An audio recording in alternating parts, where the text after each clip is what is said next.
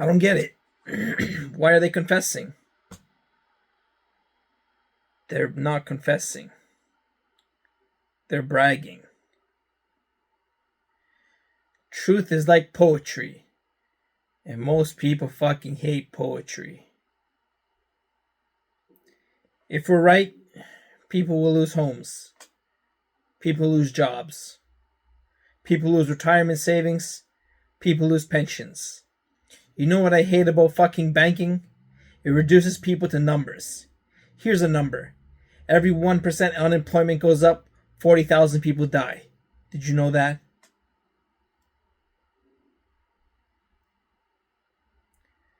Okay, I want you to walk back in there and very calmly, very politely tell the risk assessors to fuck off. Gentlemen, I just spoke with Mark Baum, and he says to fuck off. You're completely sure of the math? Look at him. That's my quant. Your what? My quantitative. My math specialist. Look at him. You notice anything different about him? Look at his face. That's pretty racist. Look at his eyes. I'll give you a hint. His name is Yang. He won a national math competition in China. He doesn't even speak English. Yeah, I'm sure of the math. Actually, my name's Jiang. Yang. And I do speak English. Jared just likes to say I don't because he thinks it makes me seem more authentic. And I got second in that national math competition.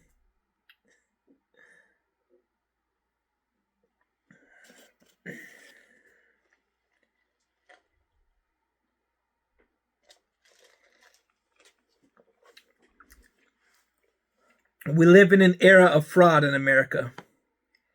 Not just in banking, but in government, education, religion, food, even baseball.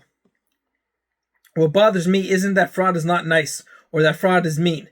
For 15,000 years, fraud and short-sighted thinking have never ever worked. Not once. Eventually, you get caught. Things go south.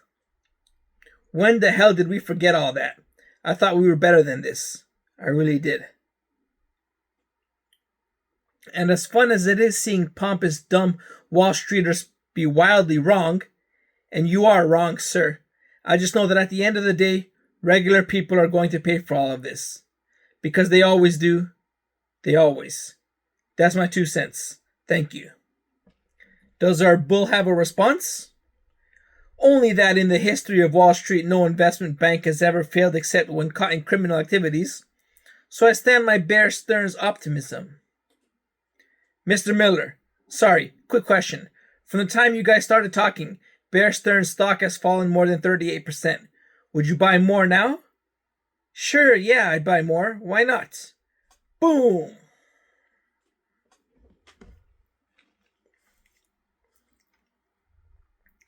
It ain't what you don't know that gets you in trouble. It's what you know for sure that just ain't so. Short everything that man has ever touched. People hate to think about bad things happening, so they always underestimate their likelihood. I have a feeling in a few years, people are going to be doing what they always do when the economy tanks. They will be blaming immigrants and poor people.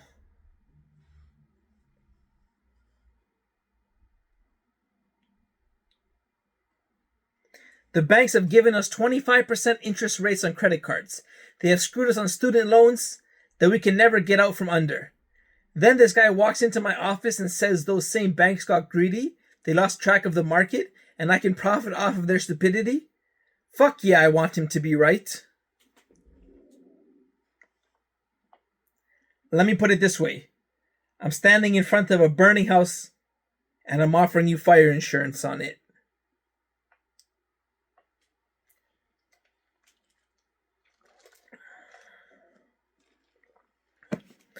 Okay, so I'd like to take a minute to explain what you just heard.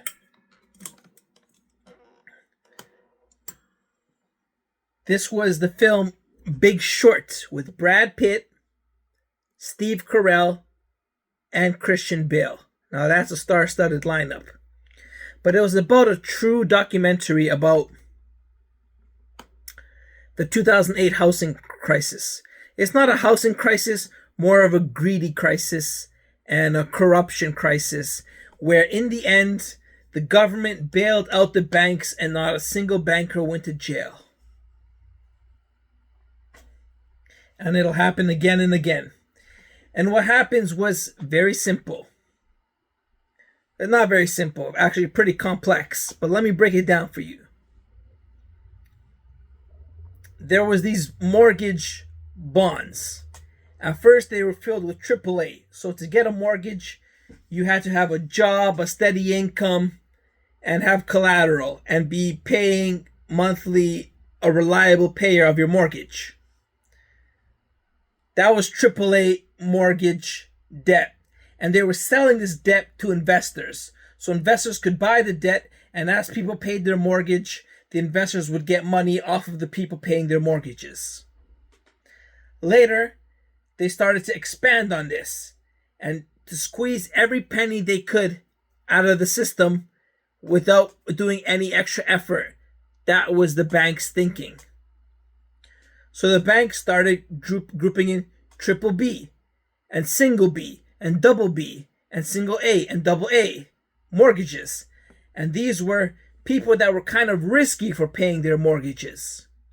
And eventually it got to so much crap that they grouped all the crap together and they said, so this guy might not pay his mortgage, this guy might not pay his mortgage, this guy might not pay his mortgage, but if we group all of them together, the chances are that they won't all not pay their mortgage. So they grouped all the crap together and they sold it as a CDC, collateral debt obligation. And they sold that as a asset class to investors. And so Christian Bale was on his computer doing his research, and he found out that all these CDCs were grouped with subprime, meaning pieces of crap mortgage rates, mortgage payments, mortgage loaners, mortgage loans. So he said there's no way these people can keep paying this because they were defaulting. The default rate was at 2% or something like that. And if it rose to 8%, there would be a crisis. And it was already at 4 to 5% of the people were starting to default. So Christian Bale said, oh my God, these banks are selling these assets as investable investments, and the market is buying them and they're going up in price and value and everything looks fine. Whereas the underlying security is a piece of crap because people are going to not be able to pay their mortgages and this is going to crash. So he did a smart thing. He said, okay, you know what? I'm going to go to the bank because there's no way to short this. There's no way to bet against it, going to hell. So he had to go to banks specifically and say, listen, write me a contract where I will pay you as long as it's going well. But as soon as it goes to crap, if it goes to crap, you pay me a huge payday. And the banks all thought he was insane because in order for that to happen, the housing market would have to collapse. And that has never happened before. So they're like, this guy wants to bet against the housing market?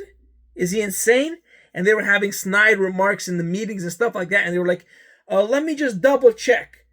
Sure, we can write you a contract. And they started writing him contracts like that. And eventually when the housing market collapsed and all the people couldn't pay their mortgages and lost their homes and stuff like that, the banks had to pay him. And people stopped trusting the banks.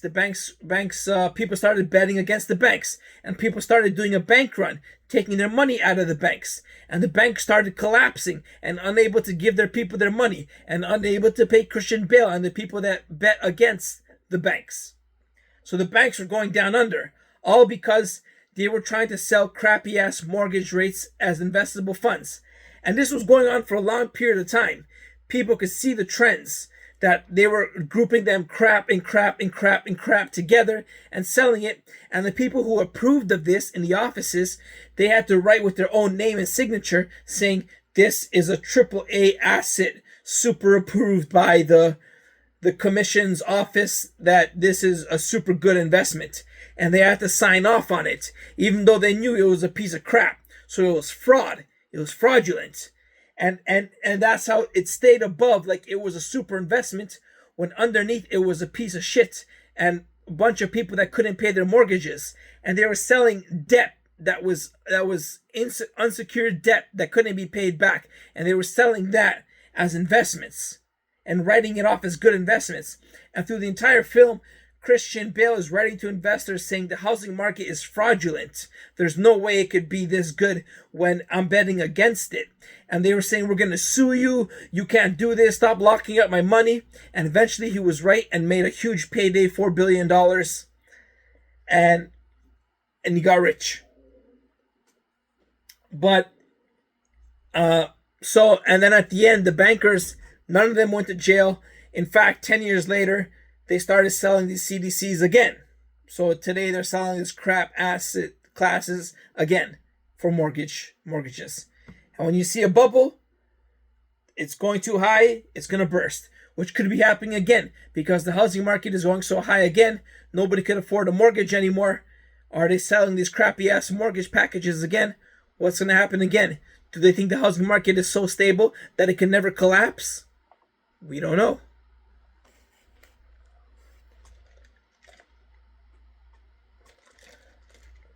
So that's how the movie goes. The Big Short. What's a short? A short is when you bet something is going to go down. So you bet against it. So he bet against these crappy ass mortgage loans and the housing market, and he bet against it. And he was the only genius to think of this, along with some others who copied him after in the film.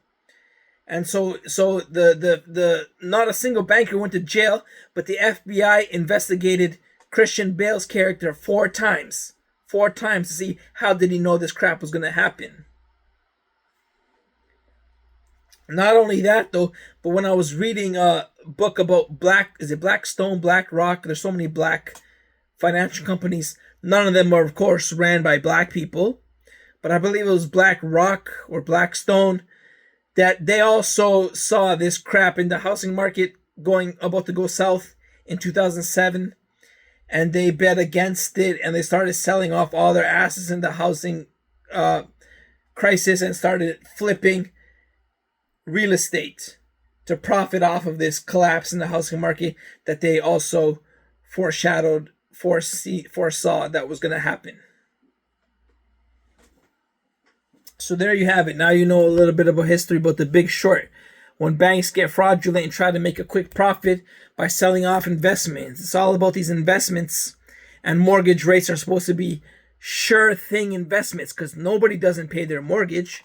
And when they flew out to these cities in the US, in the desert and stuff like that, in Las Vegas, they found out that like strippers had like 3 or 4 homes and couldn't pay for any of them. And people were not paying their mortgages in months. And they had these homes, big homes, and they had no job, no income. And they were relying on the form of who was the owner and stuff like that. So they knew this was going to go to crap. People were not going to pay their mortgages, and all these securities and investments were going to go to crap, and then the banks would go to crap. But of course, the government bailed out the banks with the taxpayers' dollars. Fraudulent. But that's how corporate America and Wall Street works.